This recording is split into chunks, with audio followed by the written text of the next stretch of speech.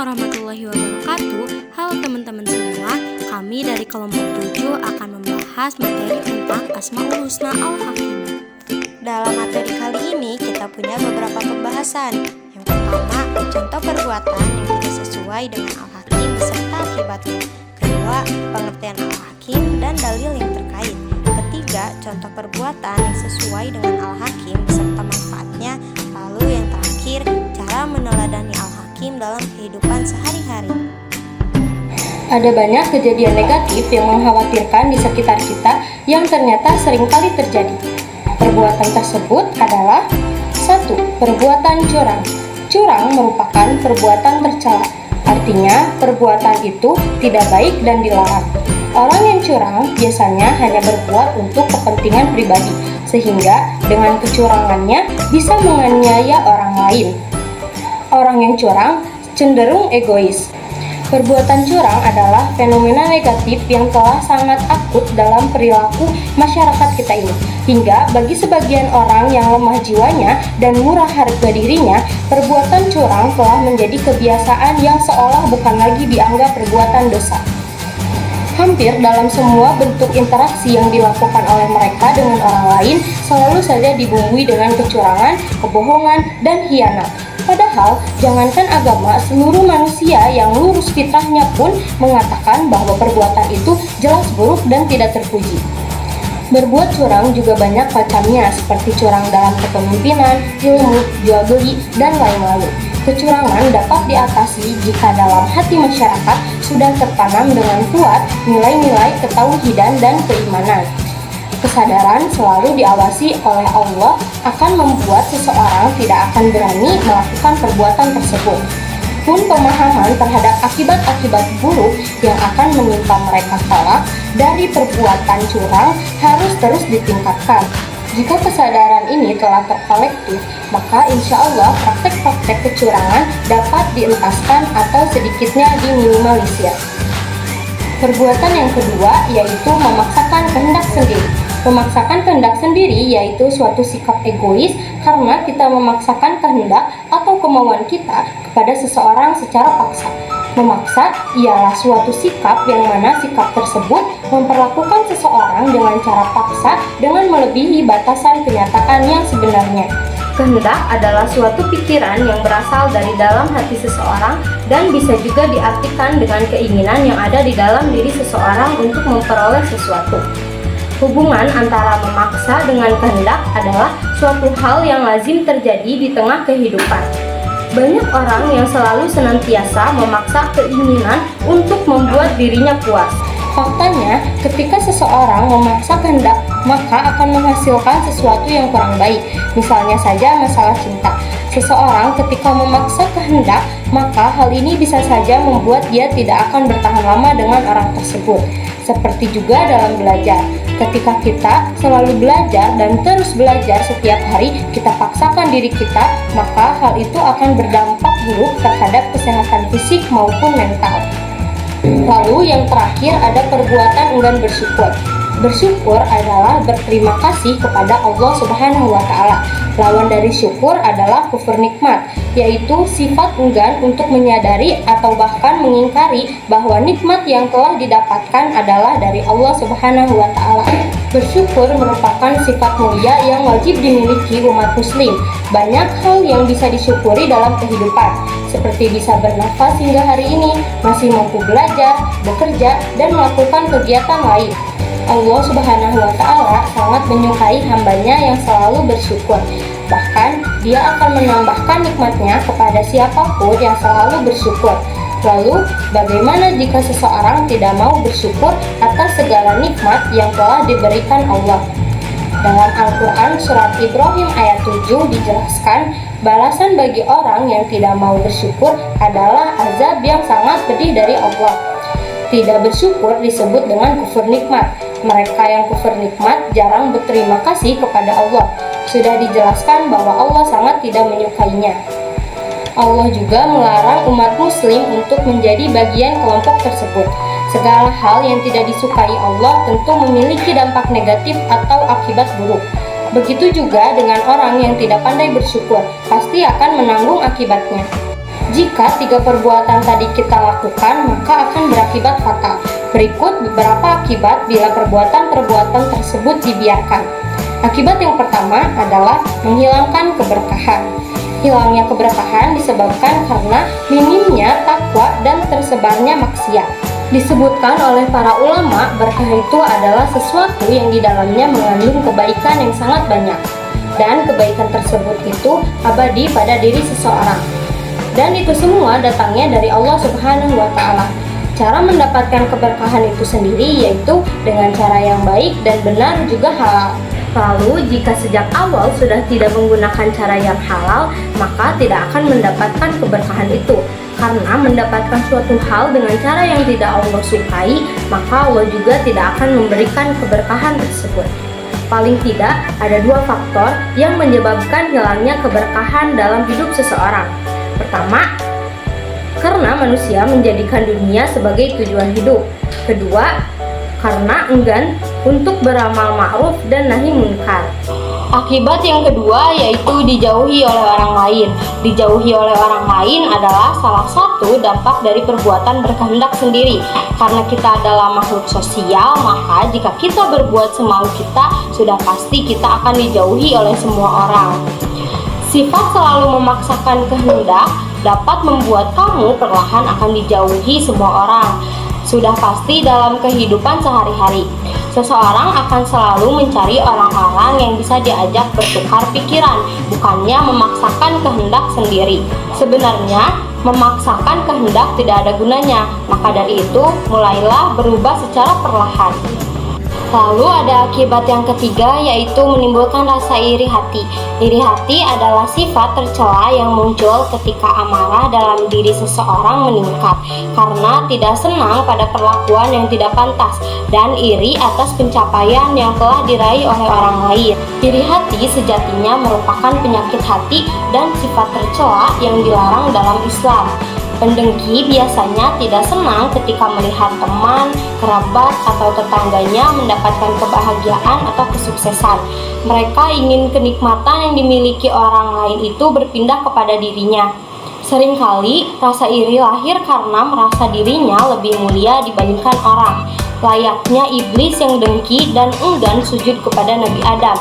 Sebab Adam diciptakan Allah Subhanahu wa Ta'ala dari tanah, sedangkan iblis dari api. Maka terkutuklah iblis karena kedengkian dan kedurhakaannya itu. Namun ternyata tidak semua dengki atau hasad itu dilarang. Dalam hadis riwayat Abdullah bin Mas'ud ada 2 dengki yang diperbolehkan. Dia mengatakan bahwa Rasulullah Shallallahu Alaihi Wasallam bersabda, tidak boleh dengki kecuali dalam 2 hal. Kepada seorang yang Allah berikan harta, lantas ia pergunakan hal tersebut di jalan kebenaran atau ketaatan, dan seorang yang Allah berikan ilmu, lalu ia mengamalkan dan mengajarkannya kepada orang lain. Selanjutnya yaitu mengenai definisi Al-Hakim. Al-Hakim memiliki arti yaitu Maha Bijaksana.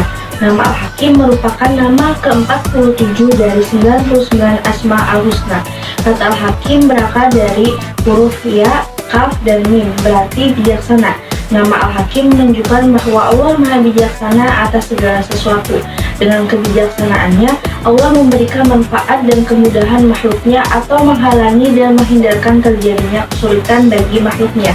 Tidak ada keraguan dan kebimbangan dalam segala perintah dan larangannya, dan tak satupun makhluk yang dapat menghalangi terlaksananya kebijaksanaan atau hikmahnya. Imam Al-Ghazali menjelaskan kata Al-Hakim adalah arti pengetahuan akan sesuatu yang paling utama, karena dia mengetahui ilmu yang abadi dan hanya dia yang mengetahui wujud yang mulia. Pun dalil nafid terkait Asmaul Husna yaitu A'udzu billahi minasyaitonir rajim. Bismillahirrahmanirrahim. Yu'til hikmata man yasha wa may yu'tal hikmata faqad uti khairan katsira wa ma yadhakkaru illa ulul albab. Yang artinya yaitu dia menganugerahkan hikmah kepada siapa yang dia kehendaki. Barang siapa diberi hikmah, sesungguhnya dia telah diberi kebaikan yang banyak, dan tidak ada yang dapat mengambil pelajaran kecuali orang-orang yang mempunyai akal sehat. Penjelasan terkait dengan tersebut adalah dia memberikan hikmah yaitu kemampuan untuk memahami rahasia-rahasia syariat, agama, dan sifat bijak berupa kebenaran dalam setiap perkataan dan perbuatan kepada siapa yang dia kehendaki. Barang siapa diberi hikmah, sesungguhnya dia telah diberi kebaikan yang banyak. Sebab dengan sifat bijak, urusan dunia dan akhirat menjadi baik dan teratur. Allah akan memberikan hikmah kepada siapa saja yang dikehendakinya. Maksudnya bahwa Allah mengaruniakan hikmah kebijaksanaan serta ilmu pengetahuan kepada siapa yang dikehendakinya di antara hambanya, sehingga dengan ilmu dan dengan hikmah itu dia dapat membedakan antara yang benar dan yang salah, antara waswas, setan, dan ilham dari Allah Subhanahu wa Ta'ala. Alat untuk memperoleh hikmah ialah akal yang sehat dan cerdas yang dapat mengenal sesuatu berdasarkan dalil-dalil dan bukti-bukti dan dapat mengetahui sesuatu menurut hakikat yang sempurna. Contoh perbuatan sesuai dengan Asmaul Husna yaitu Al-Hakim. Yang pertama, bertanggung jawab. Tanggung jawab merupakan keadaan untuk wajib menanggung segala sesuatunya. Dalam hal ini, jika dijabarkan, tanggung jawab adalah kesadaran seseorang akan kewajiban untuk menanggung segala akibat dari sesuatu yang telah diperbuatnya. Tanggung jawab merupakan salah satu sikap yang harus dimiliki seseorang. Apabila seseorang tersebut memiliki suatu sifat tanggung jawab, maka dirinya tergolong menjadi pribadi yang memiliki kejujuran serta kepedulian yang tinggi. Namun, apabila seseorang itu kehilangan suatu sifat tanggung jawab, akan terdapat pihak yang lain untuk memaksakan tanggung jawab tersebut. Dengan ini, tanggung jawab dapat dilihat dari kedua sisinya, yakni sisi pihak yang telah diperbuat atau dibentuknya beserta sisi kepentingan bagi pihak yang lain. Selanjutnya yaitu berprasangka baik. Prasangka adalah suatu penilaian yang terlalu terburu-buru, berdasarkan generalisasi yang terlalu cepat, serta sifatnya berat sebelah, dan diikuti dengan tindakan yang langsung menyederhanakan sebuah realitas. Selain itu, prasangka juga dapat diartikan sebagai suatu sikap dalam mengambil sebuah keputusan tanpa mengetahui fakta yang sebenarnya terjadi, sehingga bisa menyebabkan kesalahpahaman. Prasangka baik bisa disebut juga dengan husnudzon, yakni sikap mental seseorang yang senantiasa melihat segala sesuatu dengan pandangan yang baik dan positif. Ketika kita memiliki sikap berprasangka baik, akan melahirkan solusi terbaik dalam menyelesaikan segala persoalan yang dihadapi orang banyak. Adapun cara kita agar dapat memiliki sikap berprasangka baik dengan membiasakan diri untuk selalu melihat niat baik seseorang, jangan menghakiminya namun tumbuhkan rasa empati. Yang ketiga yaitu pantang menyerah. Pantang menyerah merupakan suatu sikap kuat dan enggan untuk menyerah atas rintangan yang didapatkan. Orang-orang yang mempunyai perilaku pantang menyerah tidak akan terpaksa begitu saja dengan keadaan, melainkan mereka akan kerja keras dengan usaha maksimal yang mereka miliki serta performa terbaik pada setiap kesempatan. Dengan kata lain, pantang menyerah merupakan sebuah perilaku yang tidak mudah putus harapan serta melakukan segala hal, dan sikap pantang menyerah ini selalu dibarengi dengan perasaan yang optimis dan simpel agar kembali bangkit dari keterpurukan. Perilaku pantang menyerah harus ditanamkan serta melekat pada diri seseorang. Manfaat bila perbuatan yang sesuai dilakukan. Yang pertama, dapat dipercaya. Dengan sikap yang bertanggung jawab, seseorang akan dipercaya, dihormati, dan dihargai serta disenangi oleh orang lain. Dapat dipercaya adalah perilaku apabila diberikan kepercayaan atau mandat atau perintah, penerimaan tersebut dapat menjalankannya dengan baik sehingga memberikan rasa aman kepada pemberi kepercayaan. Kita dapat memiliki hubungan yang lebih baik dengan sikap bertanggung jawab dapat menimbulkan kepercayaan kepada orang lain. Manfaat yang kedua yaitu mempererat tali silaturahmi. Silaturahmi adalah upaya menyambung hubungan dalam kebaikan dan kedamaian.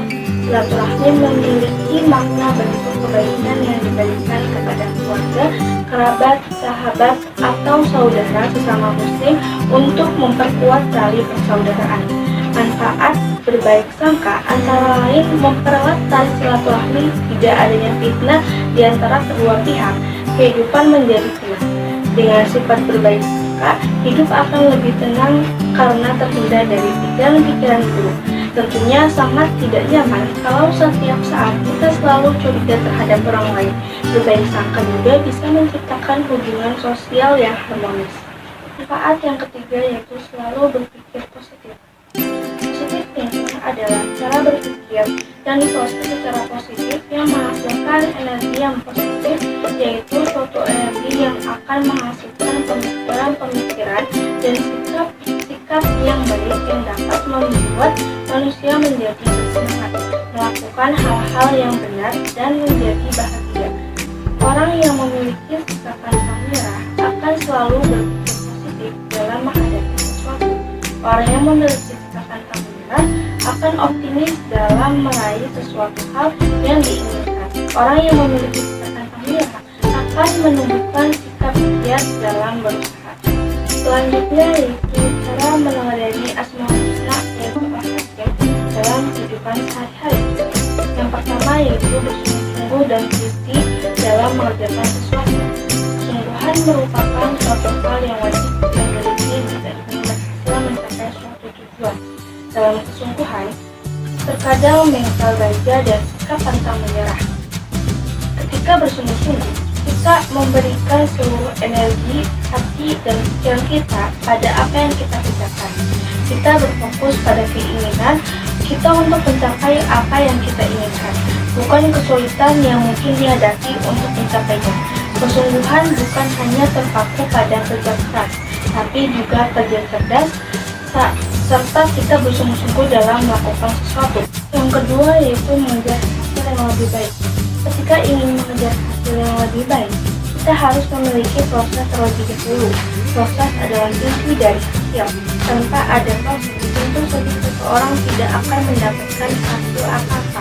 Maka dari itu, kan sebuah proses itu sangat lebih penting daripada hasil akhir yang didapatkan. Dalam mencapai sesuatu, kita membutuhkan sebuah proses, karena goal tidak akan pernah tercapai tanpa adanya proses. Tapi proses juga tidak akan ada jika kita tidak memiliki tujuan. Dalam proses ini terdapat beberapa hal, diantaranya adalah pengorbanan, baik itu pengorbanan moral, material, hingga waktu. Yang ketiga yaitu selalu evaluasi proses dan hasil yang lalu. Evaluasi harus dilakukan secara sistematis dan kontinu agar dapat menggambarkan kemampuan para siswa yang dievaluasi. Mengadakan evaluasi meliputi dua langkah, yaitu mengukur dan menilai.